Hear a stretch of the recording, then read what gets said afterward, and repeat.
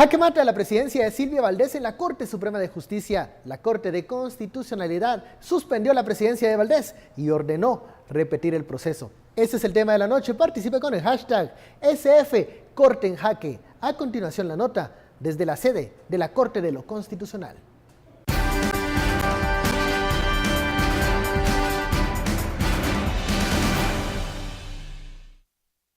La sentencia que emitió se relaciona con un amparo en única instancia que planteó desde el año pasado la Fundación Mirna Mac en contra de la Corte Suprema de Justicia por la elección de la magistrada presidenta Silvia Valdés. Se dejó sin efecto la resolución por la cual la Corte Suprema de Justicia, el 26 de septiembre del año pasado, dispuso elegir a la abogada Silvia Patricia Valdés Quesada como presidenta del organismo judicial. La base del amparo radica en que la elección se realizó con la inclusión de un magistrado suplente para completar el pleno de los 13 magistrados que integran la Corte Suprema de Justicia, cuyo voto hizo la diferencia para que Valdés obtuviera la diferencia y debe acatarse de manera inmediata. Otro de los casos que conoció este día el pleno de la Corte fueron los dos amparos promovidos por la magistrada Blanca Stalin en contra de los magistrados Rafael Rojas Cetina y María Eugenia Morales de Sierra, dentro de las diligencias de antejuicio presentadas en su contra por la Fiscalía Especial contra la Impunidad y la CICIG. En ambos casos, las circunstancias no lo hacen aconsejable decretar el amparo provisional en esas acciones. En lo que respecta a este caso, la Corte de Constitucionalidad el día de hoy, por unanimidad, declaró denegar el amparo provisional solicitado. Bienvenidos a Sin Filtro, noche de lunes. Comenzamos esta semana con una noticia desde la Corte de Constitucionalidad en donde la CC ordena repetir el proceso de elección de presidente de la Corte Suprema de Justicia y suspende así la presidencia de Silvia Valdés. La etiqueta de la noche, SF Corte en Jaque. Damos la bienvenida a nuestros analistas, Estuardo Zapeta y Daniel Giri. Muy buenas noches. Buenas noches. Bueno, las noticias que nos da hoy es lunes de CC, las noticias que nos da la Corte de Constitucionalidad. ¿Qué alcances tiene esta decisión de suspender por un lado la presidencia de Valdés y por otra decirle a los magistrados, bueno, a repetir el proceso? Estuardo. Bueno, yo creo que tenemos que primero ver la resolución de la CC. Y los magistrados Aldana, Mejía, Porras, Parr y Comte fueron los 5 que integraron el tribunal. Básicamente lo que dice es otorga amparo a la Fundación Mirna Mac contra la Corte Suprema de Justicia como consecuencia a, deja en suspenso de forma definitiva el acto de fecha 26 de septiembre. Y va a dar toda la explicación del acto, que esta fue la elección de la presidenta, de la magistrada presidenta Valdés, ¿verdad? También la magistrada Silvia Patricia Valdés, en su calidad de vocal primero, continuará ejerciendo no solo la vocalía, sino también la presidencia en el tiempo en que se vuelve a convocar una nueva elección. A llamar otra vez, se vuelve a juntar la Corte Suprema y deciden quién va a ser presidente o presidenta en este caso. La nueva elección tiene 2 días. Desde que esto es oficial, tiene 2 días para llamar a esa elección. 2 días contados a partir de la fecha en que reciba la notificación. Supongo que la recibieron hoy, más tarde la recibirán mañana. Y si no lo hacen, hay 2,000 quetzales de multa. En todo caso, en esta semana tendremos entonces. Sí, tendríamos que tener ya presidenta o presidente. De ese pleno. Sí, la convocatoria por lo menos. Y del 26 de septiembre de 2016 a la fecha, la CC dice que quedan convalidados los actos en el tercer punto. Quedan convalidados los actos de la Corte Suprema de Justicia que hubiesen sido realizados desde el 26 de septiembre, con lo cual, o sea, son actos que están bien. Porque esa es una de las preocupaciones. Era una de las dudas. De una de las grandes dudas. ¿Y qué va a pasar con lo que se decidió? La CC ha dicho que quedan convalidados. Pero ahora hay que tomar una decisión. Esta es la corte de Charchal, esta es la corte de Vladimir, esta es la corte de Stalin, esta es la corte, es una corte bastante debilitada en este momento. Esta decisión que toma la Corte de Constitucionalidad porque el proceso fue irregular, ahí hay un punto que los magistrados del Constitucional dicen no se cumplió como debía ser, se repite el proceso, pero esto es una simple repetición de un proceso o es un golpe de mesa al Pleno de Magistrados? Yo haría esa clase de interpretación. Obviamente no sabemos qué hay en los corazones de los miembros de la Corte de Constitucionalidad, pero separar lo que está pasando, separar el caso Blanca Stalin, separar el señalamiento a esta Corte que fue un arreglo mafioso entre dos partidos que, por cierto, hoy ya no existen. Se concretó la extinción definitiva del PP, porque ni siquiera lo defendieron, aunque dijeron que sí lo iban a ¿Quién iba a defender un partido que ya estaba enterrado?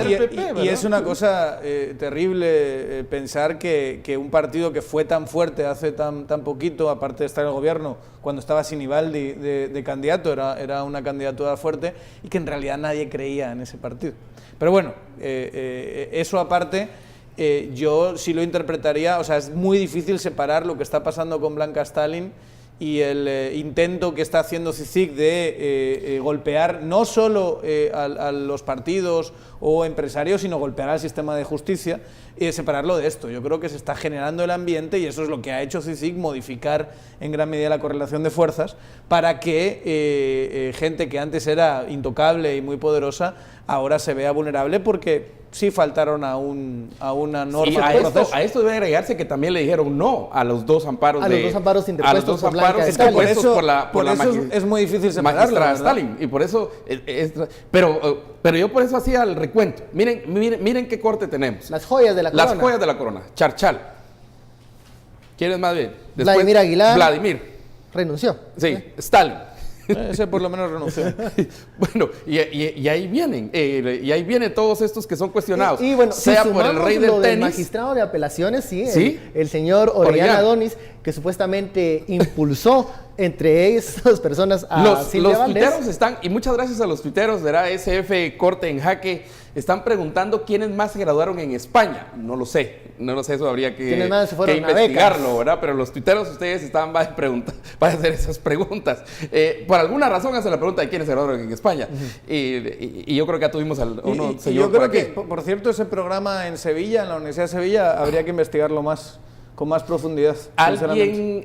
Otro ciudadano español me dijo lo mismo, me dijo, entren a investigar también los programas, porque hay unos programas, pues que nosotros cariñosamente, por no decir otra cosa, les decimos programas Mickey Mouse, ¿verdad? Sí. Que no tienen la seriedad, ni la fortaleza, ni la base académica. Siendo un poco injusto, esa es la sensación que me da, sinceramente. Ahora, ¿cumplía el objetivo claro que era acercar o crear nexos con esas personas que se iban a España y que luego podían ser impulsadas aquí en diferentes posiciones en el sistema de justicia? Sí, ayudaba además a cumplir un requerimiento que ayudaba, que y colocabas a tus operadores en puestos claves dentro del sistema, ¿no? Entonces, por eso para una reforma de la carrera judicial hay que pensarse muy mucho, hacerla con base en requerimientos, con base en CV, y pensar quizá hacerlo con base en oposición. ¿Qué es el objetivo de una de las reformas constitucionales? Precisamente le pega a esta parte. Sí, pero hablan de carrera judicial, pero nadie está diciendo cómo se va a dar la carrera judicial. Y ahí yo creo que hay materia de discusión. El cambio a la ley interna. Y un mecanismo más objetivo meritocrático. Meritocrático también puede ser CB, ¿eh? Eso es perfectamente meritocrático también, porque estás demostrando capacidades. Pero yo creo que menos maleable, y estamos viendo que estas maestrías, doctorados en Sevilla son un tanto, o por lo menos fueron un tanto maleables, creo que sería un examen. Sentarlos y decir, este es el examen, este es el temario, un temario complicado, difícil, haz el examen, quien saque más. ¿Pactos de impunidad? Con eso se evita... Yo soy escéptico, yo creo con que eso puede se genera pasar, un sistema. Lo que pasa es que ahí puede haber formas de meterle al sistema de muchas maneras. Pero si eres capaz de hacer un examen que no han visto previamente los que van a ser juzgados, basado en un temario que tú has repartido previamente, y con preguntas difíciles de predecir, o sea, en sentido general. Es que fíjate que para entrar, por ejemplo, a los circuitos de abogados, voy a poner el caso que conozco un poco, que es Estados Unidos. para entrar al Bar Association, o sea, y por eso se llama bar, es una barra literalmente que tenés, pues metafóricamente que saltar y más allá de eso, los temarios y todo. La universidad te prepara y te da un diploma, te da un título, lo que sea. Te da un requerimiento, pero después no te hace abogado. Es el sistema francés, el sistema español, funcionan igual, funcionan por una oposición. Así es, por oposición. Te dicen, mira, aquí tienes 300 temas de 200 páginas cada uno.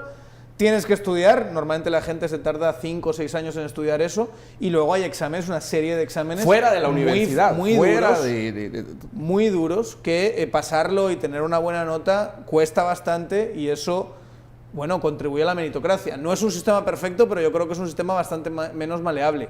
Que si dices, tiene que tener una maestría, y luego se generan esta clase de en cambio, el modelo que nosotros tenemos es un modelo que se presta e incentiva el tráfico de influencias. Todos este modelito que tenemos nosotros aquí en Guatemala sigue siendo del muy cuestionado, y que los hemos cuestionado aquí siempre. Yo lo voy a cuestionar, no estoy de acuerdo con el sistema de postuladoras. El sistema de postuladoras al final lo que hizo fue que las mafias cooptaran a quienes tenían algún tipo de voto. Y se criticó mucho, por ejemplo, las universidades de garage, que entraron solamente para tener facultades de derecho, para tener poder dentro de la selección de magistrados. Hay que decir una cosa, las postuladoras tenían un defecto adicional a ese, y es que ni siquiera el sistema de puntaje estaba vinculado a la decisión. O sea, tú podías tener un sistema de puntaje donde puntuaban muy bien. El que puntuaba más alto no era. No, pero yo voy a elegir a pero se ha sacado un 37. Al final lo que valía era cuántos votos tenías de la postuladora y no la calificación. Hagámonos del derecho o de ejercer. Todos los sistemas que permiten, por ejemplo, continuar con ciertos estudios, continuar en la vida académica, tienen exámenes que son generales. Sencillo.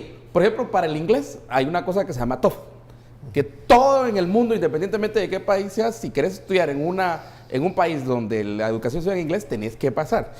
Si querés ir a estudios de posgrado, hay GRE, hay GMAT, hay todos estos. Esa es la lógica que se está pensando, porque hay otros sistemas que lo tienen y les ha funcionado. No es perfecto, sí, no es perfecto, pero es mucho mejor, pero muchísimo mejor de lo que tenemos. Sí. Y la pregunta de los tuiteros es, con relación a quienes estudiaron, no es tanto quiénes estudiaron, cómo lo pagaron. ¿Cómo lo pagaron y ¿O quién pagó? ¿Con qué clase de favor se pagó? Bueno, vamos a la primera pausa. Aquí lo reconoció. ¿Quién les adelantó el pisto? Claro. Esa es la... Porque él era puro amor, dijo acá. Bueno, vamos a la primera pausa de la noche, ya lo sabe. SF Corte en Jaque, volvemos luego de la pausa.